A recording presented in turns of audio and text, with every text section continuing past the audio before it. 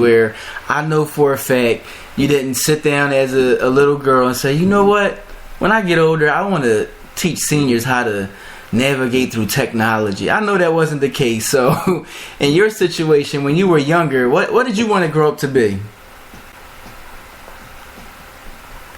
I changed what I wanted to be so much, Daniel. At first I want, it's funny though, the key thing to everything that I wanted to do was help people, Mm-hmm. I wanted to be a doctor, and I was like, do I really want to do that? Nah. And then I went to school when I went to Penn State Abington for the short time I did go there. I went there for psychology. So I knew I wanted to be in a field where I was helping people, just helping people make life easier for people, whichever way that went. And so, I did go to school for psychology for a bit, and then I wound up in the medical field. And so, again, I wound up in the field helping people. I became a medical assistant. So I know whatever I wanted to do, it had to be making a difference. It had to be helping people. And I like just having that one-on-one personal relationship with people, really just getting to know people, getting to know what they're thinking, how they look at life, their perspective, and really just, meeting people where they are, and that's definitely what I'm about. And, no, I did not grow up and say, Madam TechKnow is what I wanted to do, but I thank God for the opportunity to be able to serve, and at the end of the day, I just say thank you for letting me serve.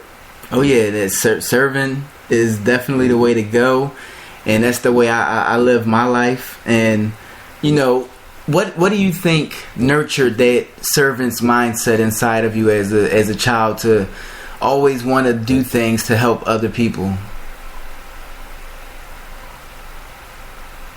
Man, just to give a little background, like I grew up in a household where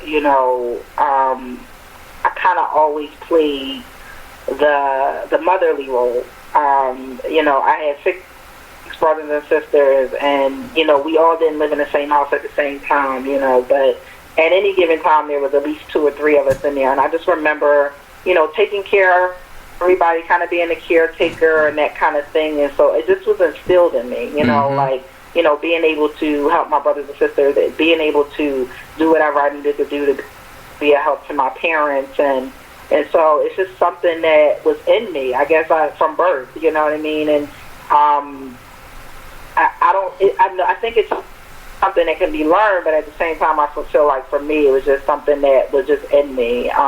From day one, I just always wanted to be a help to people. My grandmother pretty much raised me, so she was a help any way she could. Like, she would get people the shirt off her back. I just remember her feeding people like strangers, and so I really think that she helped instill those values in me that allowed me to see, like, it's not all about me.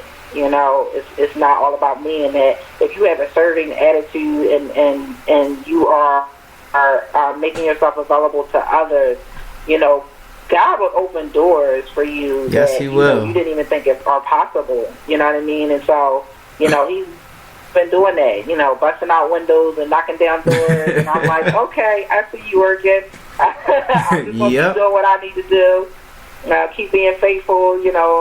And continue to put you first and allow you to do the rest. And so, serving people, I think it was something, just in me. I've, always enjoyed doing it. I always got satisfaction out of it. And even when it didn't work in my favor, I just continued to, to do what I felt was right.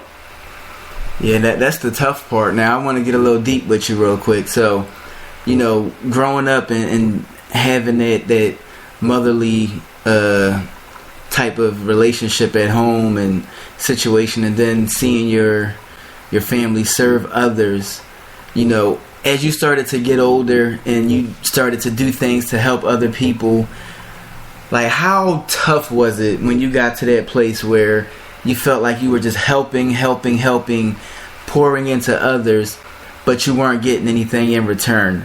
How did that affect you, or have you ever even felt like that? Oh, yes. Yes, I think that comes with the territory. as you know, I do Talk Hill Grow, and it's really, my story and my testimony really birthed Talk Hill Grow because of some of that. Growing up, it wasn't easy for me. We weren't the richest people ever at all. Actually, I just remember, providing for my family long before I probably should have had to even think about those kind of things. And so, serving people was hard because as a kid, I always kind of felt like I was left out. Mm-hmm. And so having that motherly attitude, playing that role, it was a big responsibility, even when I should have been being a kid. And so I've always felt like, I was undervalued, underappreciated, and it was really rough for me. And it sent me into a depression. It had me, I had low self-esteem, anxiety, attempted suicide on many occasions, a lot of mental health issues, because as I poured into others, I poured nothing into myself, and I felt like no one poured into me. Mm-hmm. And so, I went through life, kind of having a chip on my shoulder, feeling like people owed me something. And today I feel like, I serve people from a different place. I feel like you can't serve people from a hurt place.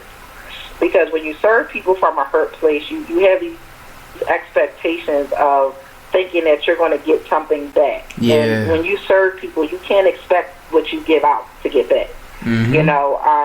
Because you'll get your feelings hurt every time. Every time.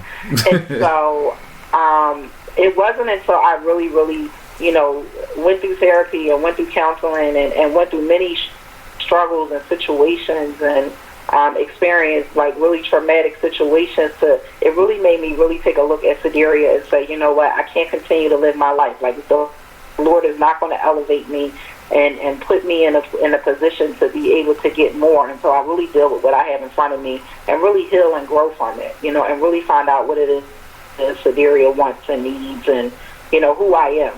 And so until I started really tapping into who I was and really just healing from my past, was when he allowed me to really be a blessing to others with no expectations, with no regrets. And I feel like it wasn't until that I was able to really be of service to people. Before I was just serving people because it was in me and it was cool, but I also had expectations connected to it. Mm-hmm. And today I don't necessarily have those expectations. But it took me not serving people from a hurt place and not doing it with the thought in mind like, all right, if I do this for you, what you gonna do for me? Yeah. So that's when it really, really started to benefit me. But I had to grow first. I had to get to know me first. I had to deal with self, and then was I truly able to serve others and really be a blessing to others. Yes, that is key. And May, for those who don't know, May is Mental Health Awareness Month, and me being someone who has suffered from mental health issues in my life, just as Sederia was just talking about, from depression to anxiety to suicidal, not thoughts, not tendencies, but acting out on those suicidal thoughts and, failing every time. I praise God because obviously He still has us here for a reason. But, going through those things, they have made me stronger, and I'm sure they've made you stronger. And, you mentioned Talk Hill Grow. Can you let everybody know what Talk Hill Grow is and, what you're doing with that platform?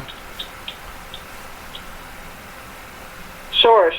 So Talk Hill Grow really started because, again, my story has taken me through, like I said, depression, anxiety, suicide, homelessness, dealing with domestic violence, alcoholism, and so on and so forth, rape. And so I have dealt with so many things in my life, and I allow my hurt and pain to really just, I fed off to that. Like, that's how I lived my life. Like, I wasn't really even living. I was just, like, existing. Mm-hmm. And so I decided to start Talk Hill Grow after a really traumatic year. 2016 really brought me to my knees. And I really grew out of 2016. Like, it really just woke me up to really just like, Sederia, you got to get it together. Like, this is not what he has for you.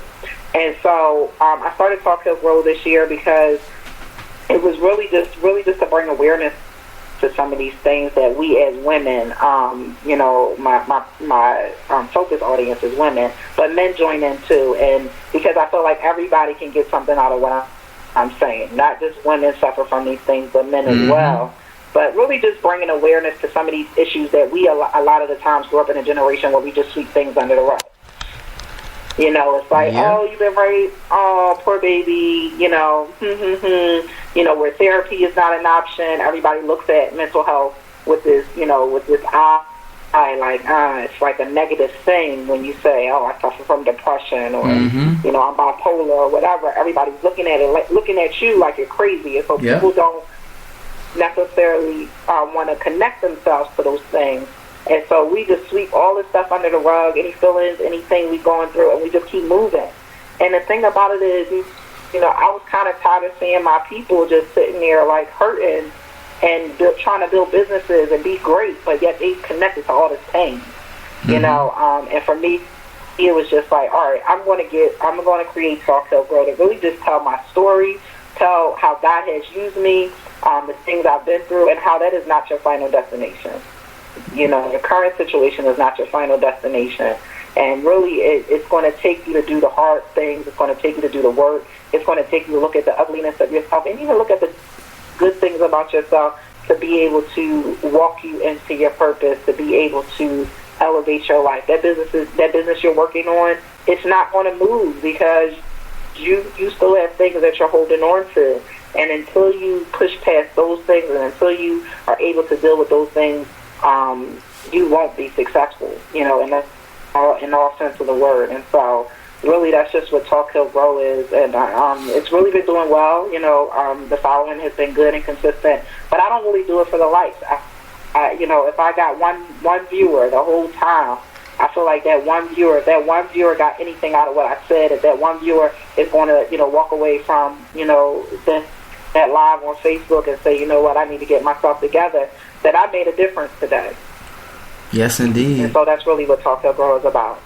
Yes, man. Thank you for that, and thank you for sharing your testimony, your story, and you know my saying. My wife done jacked me for my quote, and be running around using it all over the place. But there is definitely salvation and transparency, and as you talk about these things, that is a very, very key part of mindset shiftology.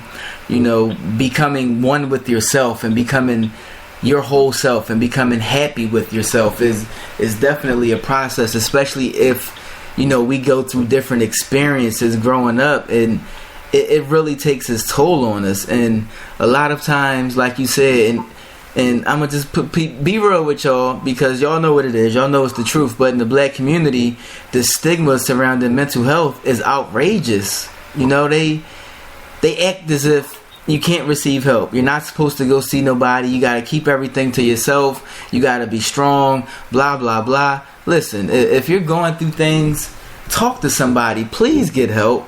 Please get help. And, it's two different ways to look at it. You have the black community, then you have the church community. You have those overly over-the-top Bible thumpers who will probably tell you to just pray and let God handle it. But at the same token, God instilled these values and this education and this experience and this knowledge into the people who can help you. So use what God has for you. That goes for everything. Not just God. God gifted other people to bless you. So definitely important to do that. And now, Sederia, as far as mental health and business, and especially in the entrepreneur world, but I could say it even in the corporate sense, or just the traditional 9-to-5, whatever it is that people do, how do you feel as though it affects your everyday work life if you're suffering through different mental health issues and not receiving the help that you need? It just makes it difficult. I